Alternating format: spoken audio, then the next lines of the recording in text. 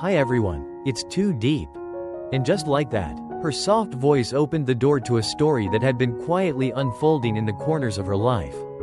She didn't know that morning would begin with a dream that shook her heart awake.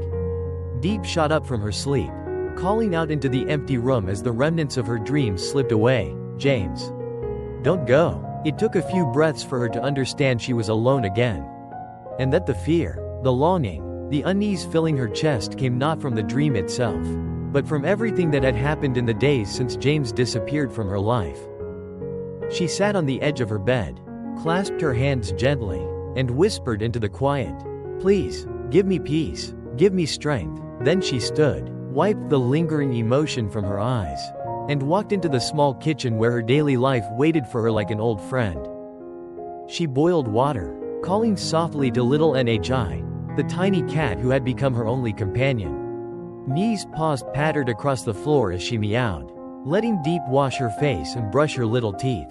Moments like these, serene and simple, helped Diep feel as though she wasn't entirely alone. She placed a warm bowl of noodles on the table and coaxed NHI to eat before school. But NHI hesitated. She didn't want to go. Her big eyes shimmered with sadness, her tiny head drooping. She wanted James to take her, not Diep. Hearing his name was like a quiet ache blossoming inside her chest. She explained gently that James was busy, that he would come back, that NHI had to study so she could become someone bright and capable. She promised she would ask James to take her next time. As Diep tied the ribbon around Nee's collar and walked her toward school, the little cat kept looking up with eyes full of longing. "I miss him," they seemed to say. "I know," Diep whispered, forcing a small smile. "I miss him too, but we have to keep moving forward." After dropping NHI off, she headed straight to work, quickly shifting from a motherly calm into the determined pace of a woman trying to carry more than most people ever knew.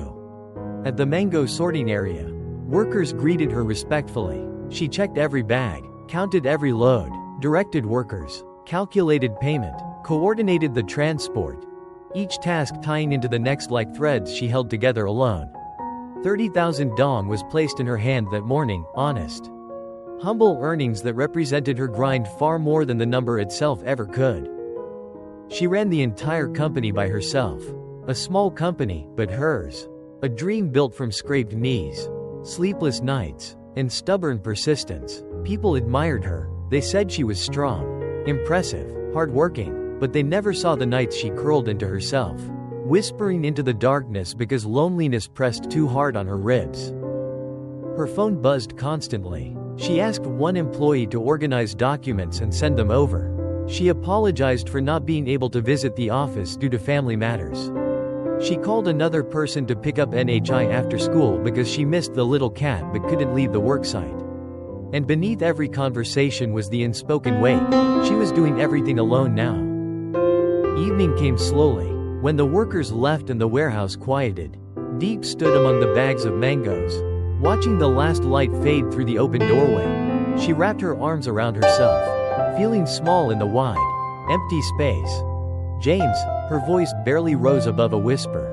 "Where have you gone? Do you know how hard this is without you? Do you know how much I've had to become on my own?" Only the wind answered, brushing past her as if offering a fragile comfort. She locked the warehouse, stepping into the dusk with tired shoulders but determined steps.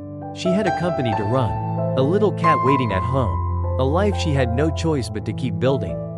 And deep inside, beneath layers of resilience and aching silence, she carried a tiny ember of hope that one day, James would return, that he would see the strength of the woman he left behind, and that he would understand just how much she had survived to stand exactly where she was now.